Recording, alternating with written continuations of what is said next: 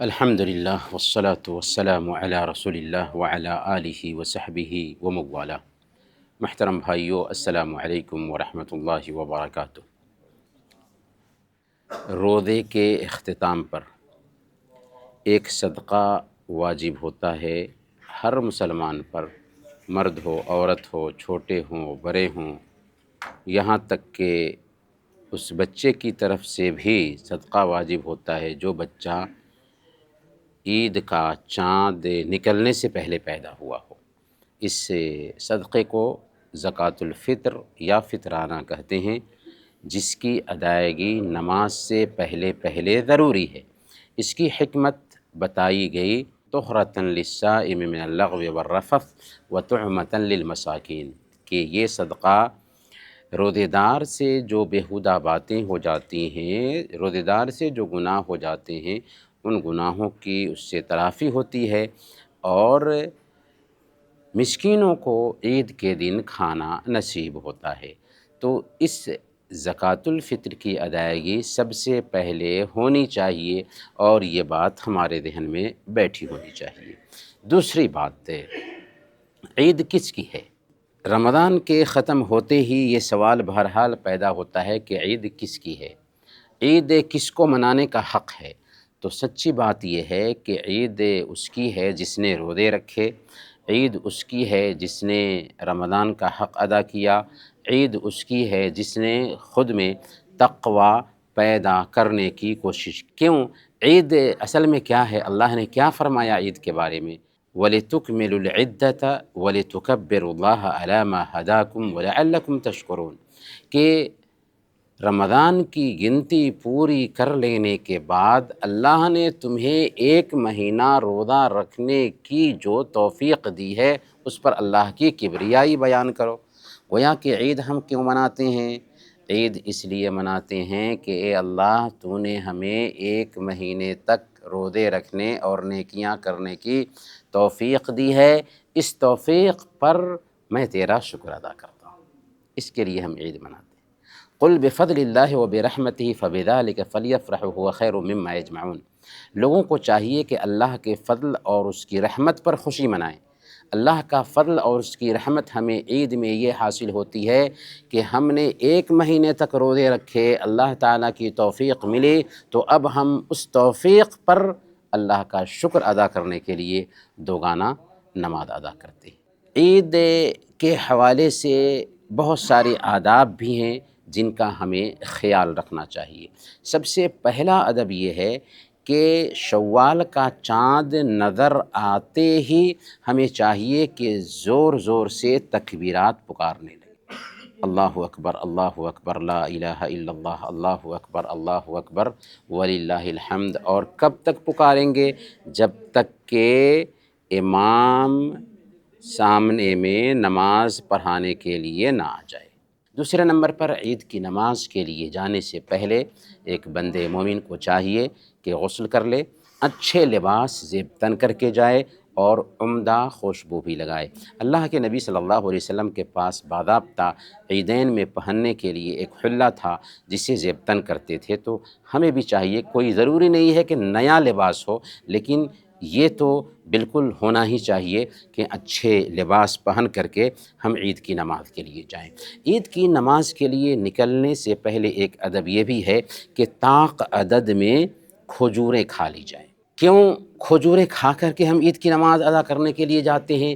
اس میں راز یہ ہے کہ اللہ رب العالمین نے ہمارے لیے ایک مہینے تک دن میں کھانا پینا منع کیا تھا، اور ہم کھانے پینے سے خود کو روک رہے تھے، صرف اس لیے کہ یہ حلال ہے، لیکن رب نے فجر کے بعد سے سورج ڈوبنے تک کھانے پینے سے منع کیا ہے، اس لیے ہم نہیں کھاتے ہیں۔ لیکن چاند دکھنے کے بعد ہمیں اجازت دے دی گئی کہ اب تم کھا پی سکتے ہو، تو گویا کہ ہم نماز کے لیے جائیں گے، لیکن اللہ کے اس حکم میں تاخیر نہیں کرتے۔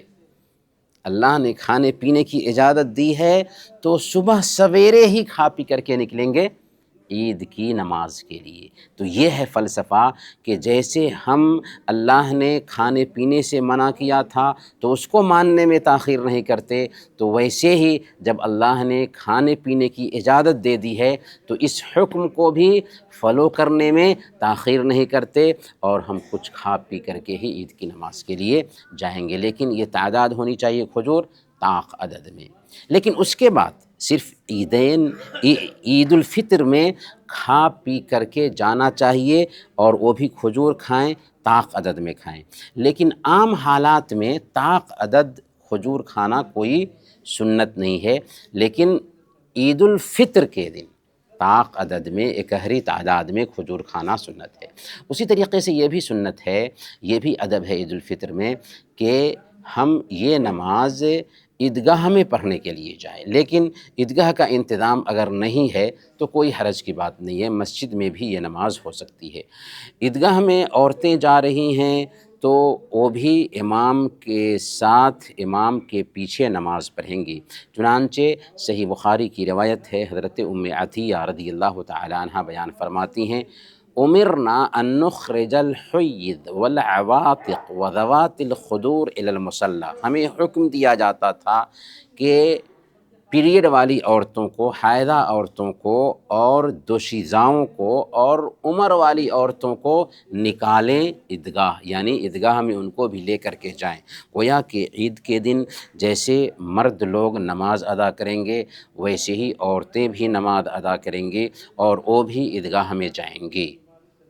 لیکن جو عورتیں مخصوص دنوں سے گزر رہی ہیں وہ نماز میں تو شریک نہیں ہوں گی، لیکن پیارے نبی صلی اللہ علیہ وسلم نے بیان فرمایا، یشہدن الخیر و دعوت المسلمین، اس دن اس خیر و برکت میں اور مسلمانوں کی جو دعائیں ہوں گی ان دعاؤں میں عورتیں بھی شریک ہوں گی۔ تو عورتوں کو بھی شریک کرنا چاہیے، یہ نہیں کہ صرف کویت میں، بلکہ ہمیں اپنے ملکوں میں بھی، اپنی جگہوں پر بھی جیسے ہم عید کی نماز کے لیے جاتے ہیں ویسے ہی عورتوں کو بھی ساتھ لے کر کے جانا چاہیے۔ اس بات کا اہتمام ہونا چاہیے ہماری عیدگاہوں میں کہ وہاں پہ عورتوں کے لیے بھی انتظام کیا گیا ہو۔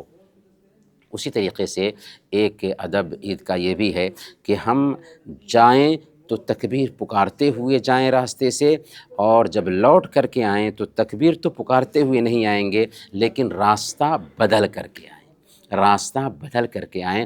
راستہ بدل کر آنے میں حکمت یہ بیان کی جاتی ہے کہ تاکہ اسلام کی شوکت ظاہر ہو، مسلمانوں کی طاقت کا اظہار ہو سکے، یا پھر یہ کہ راستے بھی ہمارے آنے جانے کی وجہ سے کل قیامت کے دن گواہ رہیں۔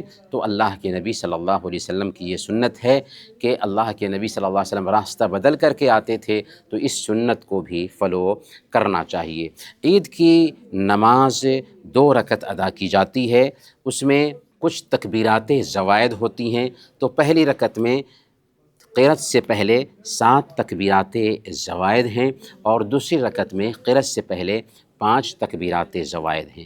ان تکبیرات میں اگر کمی بیشی ہو جاتی ہے تو کوئی فرق نہیں پڑتا، ہماری نماز ہو جائے گی، اس میں سجدے سہو کرنے کی بھی ضرورت نہیں ہے۔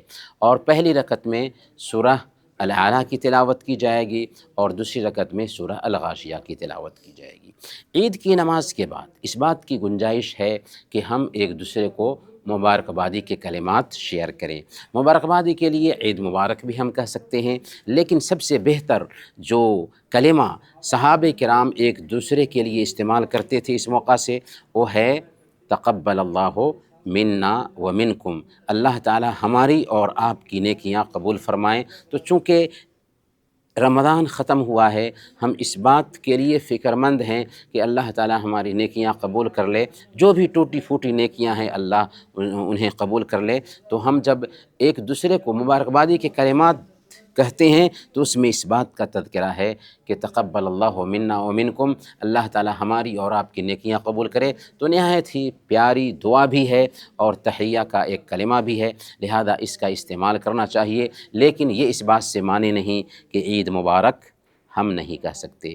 تو یہ کچھ آداب ہیں جن کا عید کے دن خیال رکھنا چاہیے، اور جب ہم ان چیزوں کا خیال رکھتے ہوئے ہم عید مناتے ہیں تو عید جہاں ایک طرف اللہ رب العالمین کے شکرانے کے طور پر دوگانہ کی ادائیگی کرنے کا ہمیں موقع ملتا ہے، وہیں اس دن اس بات کی بھی اجازت ہوتی ہے کہ شرعی دائرے میں رہتے ہوئے ہم کھیل کود کا بھی مظاہرہ کر سکیں۔ اللہ تعالیٰ سے دعا ہے کہ اللہ تعالیٰ ہم سب کو صحیح معنوں میں عید کی سچی خوشی نصیب فرمائے۔